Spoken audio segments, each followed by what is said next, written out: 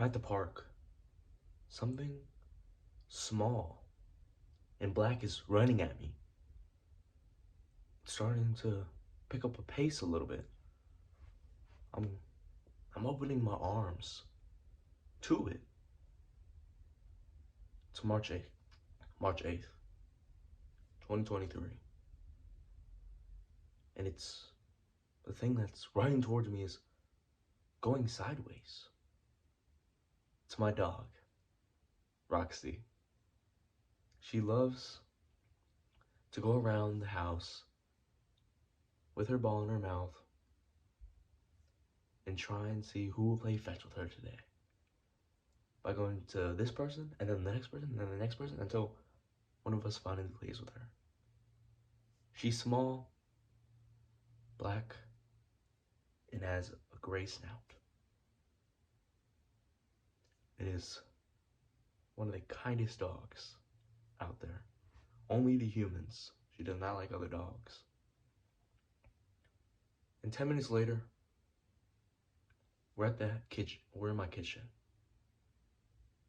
cooking up her favorite meal, lamb and rice porridge.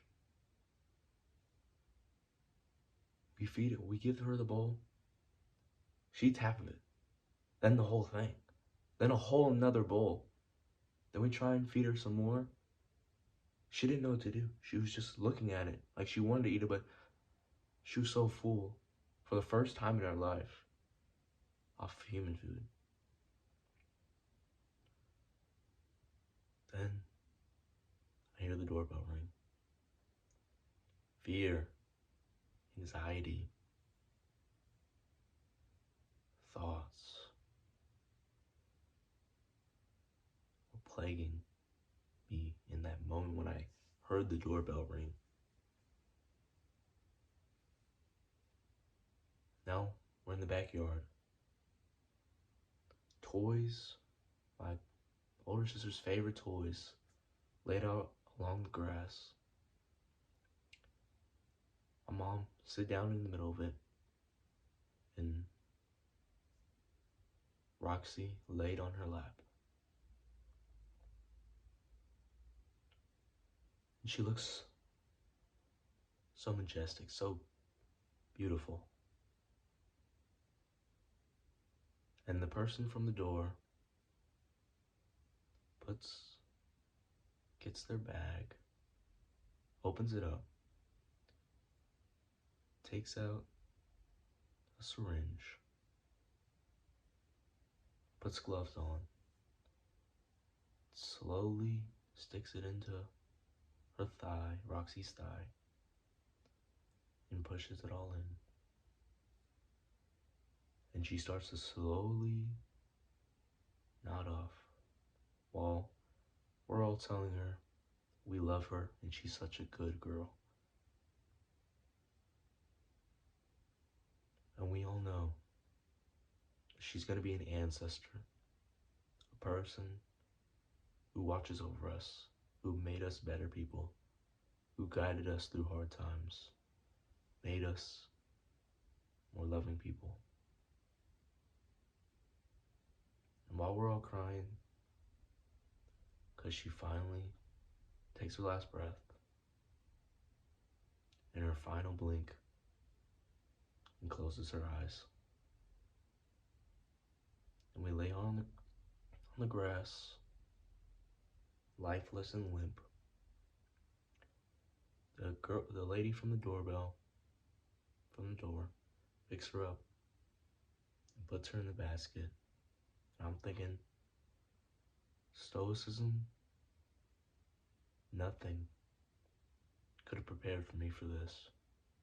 No matter how stoic I was, nothing could prepare me for her death or anyone else's.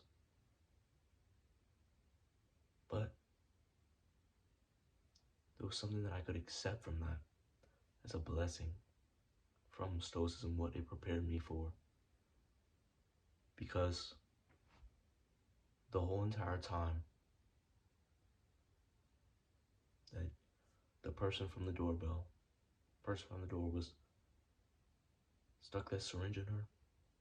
My thoughts, my emotions, they could have controlled me if I didn't practice stoicism and I wasn't a stoic. Because if my emotions would have controlled me in those moments, I would have killed her. I would have tried to rip her eyes out and make her feel as much pain as she did to my dog. But because I had stoicism, I was able to take fucking control of myself and control my damn emotions, to not let them bitches control me. So as an actionable step, so you can become a fucking stoic today, for 30 minutes, I want you to base your decisions off of no emotion. Don't let emotion control you for just 30 minutes. Don't let it dictate your life.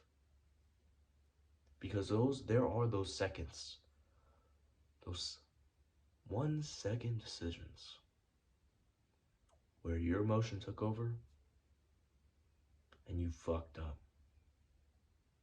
You fucked up big time. And there's those 1 second decisions where you made the right choice and you did not get the worst end of the bargain by letting your fucking emotions control you. So for 30 minutes today, maybe an hour, maybe 2 hours, however long you can go. Because you could have a decision where I don't feel like going to the gym. I don't feel like eating the clean food. I want to eat the junk food. Emotion. But no, we're basing our decisions off of logic. Standing still. Telling our emotions to quiet down, quiet down. And grabbing our body and moving it to where we need to go. Where we know we need to go. Fuck, I don't feel like going to the gym. But just for 30 minutes, we said that we weren't gonna fucking listen to our emotions. So we aren't today. So what we're gonna do is go to the gym. We're not gonna eat the junk food. We're gonna resist the porn, the anime, the manga. And this compounds. 30 minutes, maybe you get to 2 hours. Then the next day, you still remember it. Let's get 30 minutes in. Then another 30 minutes. And then the next day, and the next day, and the next. Now you're doing most of your decisions based off logic. You've completely almost kicked your emotions aside. Especially when it's a decision that impacts your life so heavily. That can make you even go to juvie. Because if I would have killed that lady, I would not be on your screen right now. I would be in jail. In juvenile. But that 1 second decision, that stoicism that had a hook on me, that fucking hooked their emotions, did not take control of the body, and left him in the fucking dust. And the logic, the stoicism, to control me in that 1 second decision. To not kill her. To stay there. And wish my older sister to stay by my side and look over me. Because she is my ancestor now. I'm sorry. That was a little dark video, but of course, you already know. Don't become complacent.